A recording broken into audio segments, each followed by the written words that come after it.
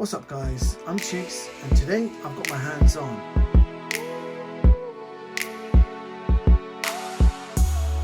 the latest Magicsee N6 Plus.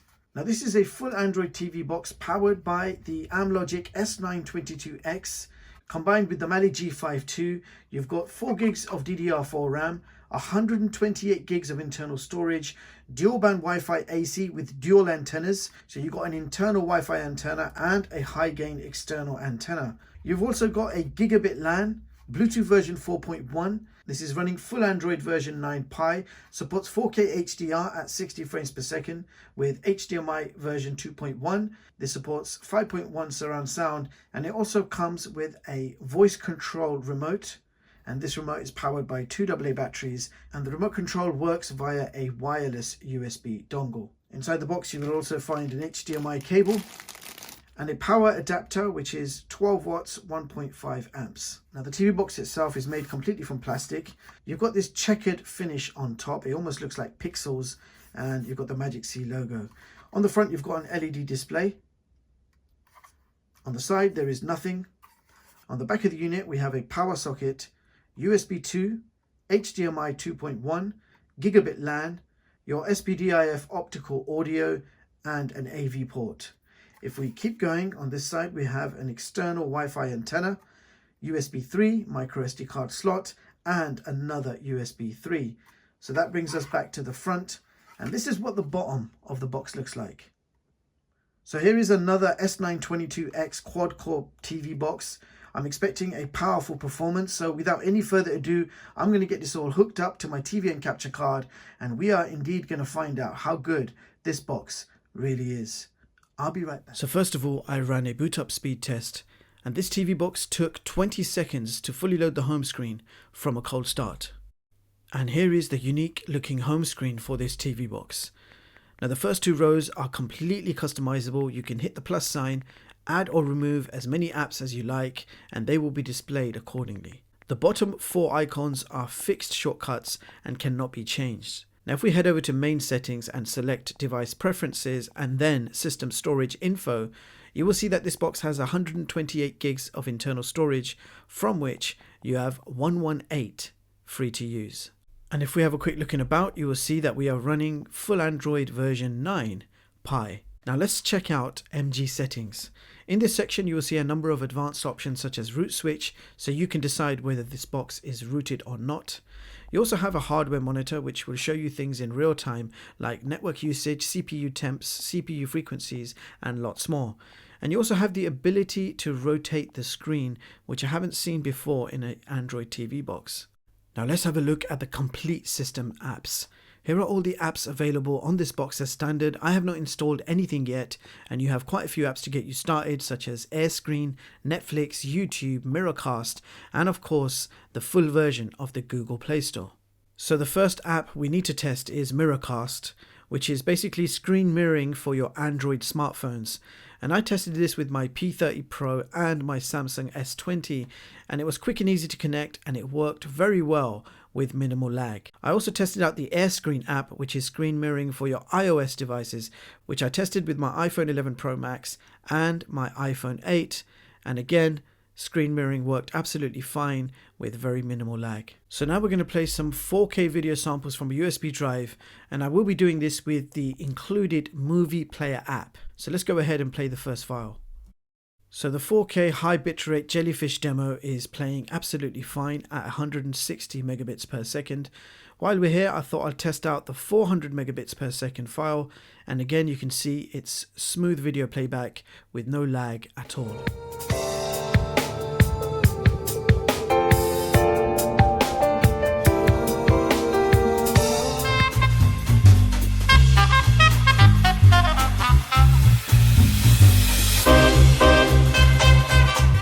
So moving on now to some YouTube streaming, and you can stream a maximum of 4K video on YouTube.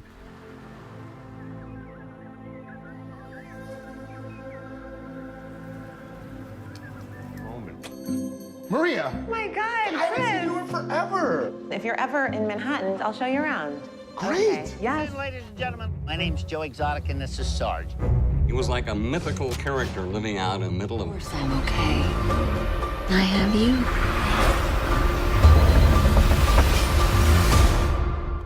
So that brings us to the Netflix and Amazon Prime test. So maximum resolution supported on both is 480p. Now moving on to the gaming test, beginning with Asphalt 8.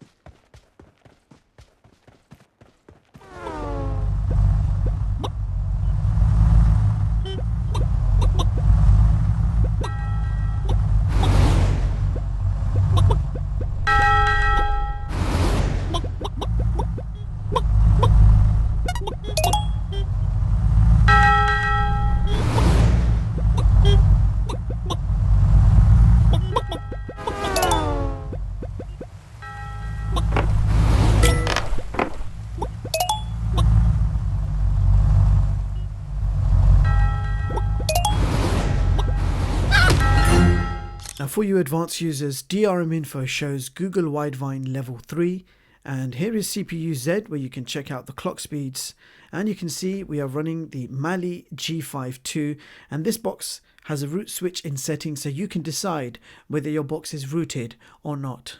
And in the Wi-Fi speed test we got download speeds of 58 and upload speeds of 18 megabits per second.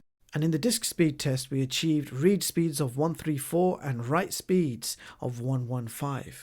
So that brings us to our benchmarks, beginning with Geekbench multi-score of 3218. And in the Antutu benchmark test, and unfortunately the latest version of Antutu did not work, so I had to install version 6 and we achieved 80,000. But do bear in mind that if the new Antutu version worked, then that score would be considerably higher. So here is my top Android TV box chart of 2020, showing you the latest TV boxes and seeing how they compare with each other. And as you can see, the new Magicsee N6 Plus has taken position 6 on this chart with a rating of 4.5 out of 5. Now you can view the full versions of all my charts free of charge online at chigstech.com and read them at your leisure. So there you have it guys, that was the new Magicsee N6 Plus. So here are my thoughts on this box. So this is a very decent full Android TV box where you can stream 4K on YouTube, play 4K videos from a USB drive, nice and smooth. The overall performance is actually very good. You have enough power and performance to play even PSP and N64 emulator games. It ticks more or less all the boxes, including fast Wi-Fi, Gigabit LAN, navigation status menu, USB 3, and it comes with a voice remote as standard. Now the only negative which I had to give it was the Netflix and Prime at 480p, but that's no fault to the company or the box. That's actually Netflix's fault. Netflix is not allowing Netflix HD to work with these smaller brands. Bottom line, this has to be one of the best, if not the best, S922X TV box I have tested so far on this channel. Now you've got plenty of RAM and 128 gig internal storage with fast read and write speeds, and the firmware is extremely stable and a joy to work with. And with that being said, I will leave the links in the description in case you guys want to check this product out. Meanwhile, thank you so much for watching, and I hope you all have a brilliant day. I'll see you guys in the next one.